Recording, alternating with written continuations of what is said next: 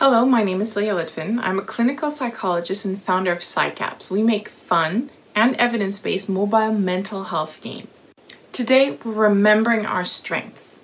In times like these, it's really easy to feel overwhelmed or powerless. But if we remember our strengths and we focus on what we're good at, we can relight the fire that keeps driving us forward so we can excel and come back stronger. Joining me today is Simon Alexander Ong, award-winning life, executive coach, business strategist, and public speaker. Simon, thank you so much for joining us today on day 7 of our 14-day resilience challenge. Thank you very much for having me. Thank you. Is there anything you can tell us about yourself? Yeah, so I went through a journey over the last 10 years, evolving from being an employee to an entrepreneur, and through that process, went through some fantastic moments of self-discovery that have allowed me to embark on this journey to show people what's possible, to guide them towards what their natural strengths are, so that they can pursue a life that is not just fulfilling, but a life in which they can have positive impact in the lives of others. That sounds really good. And I think right now it's on point of what people need to kind of like not just grow for themselves, but see how they can have a positive impact on their surroundings. I would say that right now we're probably in an unprecedented time where almost everybody is somehow stressed. What do you do to cope with this very unusual situation? I couldn't agree with you more. It's a challenging, uncertain, strange time. But I think what we do have in our power is the ability to choose one thought over another at any given moment. What we have the power to do is to choose our response to that event.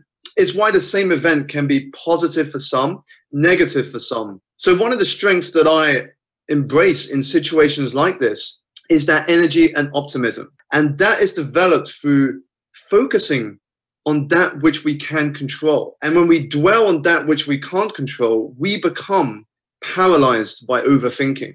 But when we focus on what we can, we become energized to take action. When you're saying it, it makes so much sense. But at the same time, most of us don't do that, right? So I guess it's a bit of a talent, not just to discover it in yourself, but be able to communicate in a way that other people understand and then that they get the tools to be able to actually implement your advice. When did you discover that you have this talent to be able to translate finding your power and give that to other people? For me, it's really my own journey. It was testing what I was learning on myself. It was journaling, raising my awareness about my own thinking, about how I was thinking and how I could get better answers. And as you say, a lot of this stuff is simple, but we don't embrace it or apply it. That is because we don't take the time to reflect on some very important questions. One of the things I always say to my clients and audiences is that if you want better answers, you've got to ask better questions. When we are faced with events and experiences that we can't control, a great way to reframe it could simply be by asking ourselves the question, what else could this mean? Once we begin asking ourselves that question more, we realize that there are a multitude of ways that we can view the same event. And simply by understanding the power of perspective, it allows us to see the same thing through new eyes. Do I hear a little bit of the philosophy of non-attachment in there as well? So that if something happens, be it really good or really bad, by not attaching yourself to it, you give yourself more freedom? Definitely. Often what happens is we have a goal that we're so rigidly stuck to, that it has to happen this way, that these steps have to happen, that we become blind to other opportunities because of the rigidity we have to achieve one particular goal. But when we have that idea of what we're working towards and we put it to one side and we're open to how we get there, but we trust ourselves that it will happen, but you're not attached to how and when. You just at a deeper level know it will, and then you just focus on what you can do in the moment. Because no one truly knows where we will be in the next week, the next month, let alone even the next 5 years. As long as we are better, even by 1% than who we were yesterday, that is progress. And that should be the only person we compare ourselves to, is who we were yesterday. I love that. That's very promising and uplifting, you know, that just like there's so much potential that all of us can tap into. And that kind of leads me to my next question. So moving from an employee to becoming a self-employed life coach, Can you help us understand of how you found that spark of strength to make that change? I think it was probably, looking back now, it was a series of sparks. It's the same way when we think about finding our purpose in life. You don't wake up one morning and you go, yeah, this is exactly what I'm going to do for the rest of my life. And what I learned is that it's usually a series of events. It's usually you build yourself towards an understanding of what your purpose is. In the same way with my spark, it started off very, very small, if you will, like a small fire. And as I started to explore it, that fire began to grow and grow and grow until it consumed my entirety. And I think what was important about growing that spark was trusting in my curiosity. Deep down, we all know what is it we are good at. What is the natural gifts, talents, and skills we were born with that no other individual was. And that is what makes us unique.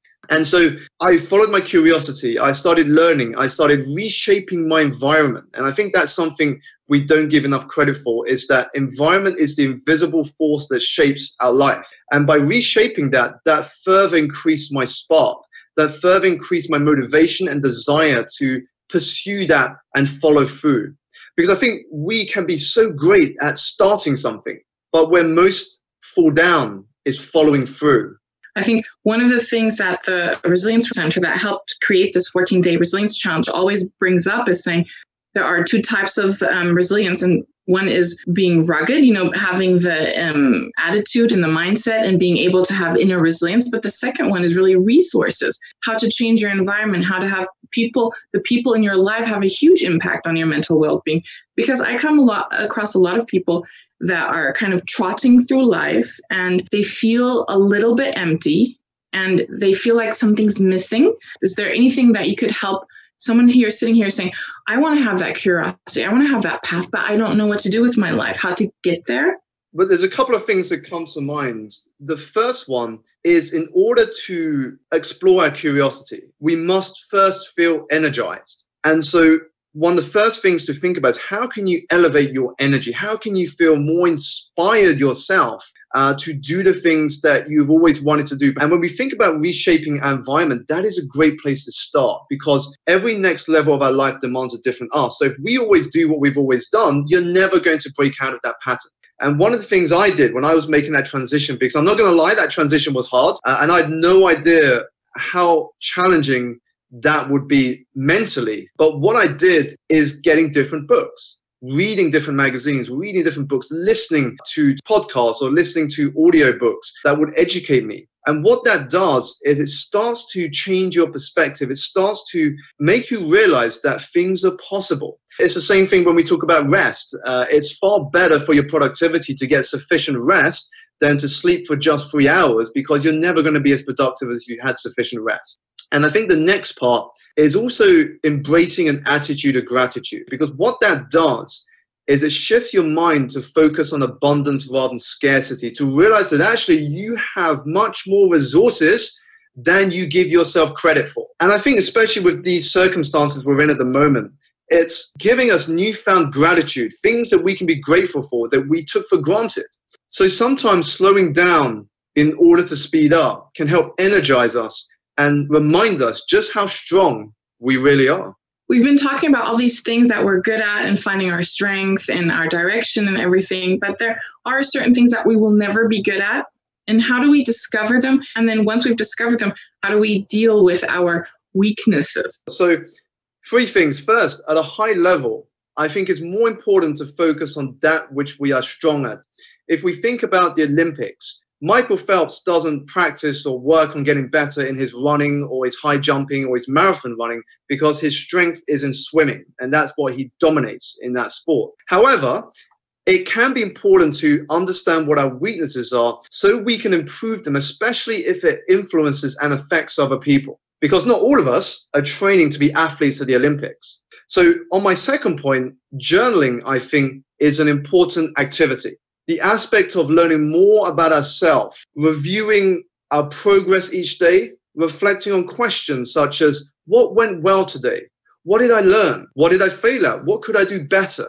Because the more we understand about ourselves, the greater our awareness becomes as to where we can improve, what we're doing well, and what needs more attention. The third thing is feedback, so that you can understand how you appear to other people. Because so often we don't know what we don't know.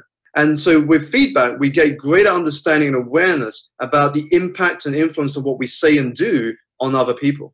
Sounds really good. And you know, at the end of the day, I think knowing your weakness, it's not even a weakness. It's maybe something that you're just not that good at, right? But knowing it and being able to work around it or with it and have other people come in to kind of like balance that out, you know, is the way forward. You don't have to be able to do everything, right? Totally. And I think as we get to know more about our weaknesses through that awareness, we can choose how we manage it or how we respond to it. We might want to outsource it. We might want to work with someone who's better at that.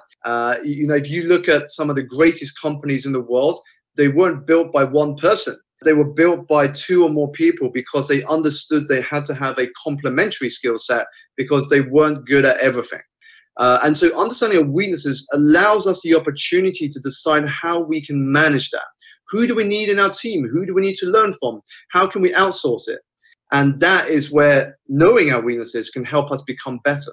We're coming to an end, but I know there are a lot of people out there that could use that like push of positivity or energy that you say is your talent. Is there one last message that you could give along to our viewers? Sure. I want people to take a moment to not just look at how far they've got to go, regardless of what journey you're on. Don't always focus on how much further you have got to go. Take a moment and reflect on just how far you have come. The challenges you have overcome, the strengths that you've demonstrated, things that you didn't imagine that were once possible but have now been possible. Take a moment to reflect on that journey itself, just as much as the journey ahead. And give yourself a pat on the back, because guaranteed you are doing a lot better than you give yourself credit for. Agreed. Very good. Thank you so much for coming, and I wish you a beautiful rest of the week and stay safe. Thank you. My pleasure. Just to summarize, it's really important for our resilience to remember our skills and our strengths and know that we've actually got it in us and that we're able to show it on a day-to-day basis. For today, why not write a list of all the things you're good at, that you've been good at in the past and that you know that you're good at, and then find out ways to be able to prove it and show it to your friends, your family, online, to your community in general. There will be ways that you can show your strengths. If you want to have access to the full exercise, please find it on our website. The link is in our bio. Thank you so much and stay safe.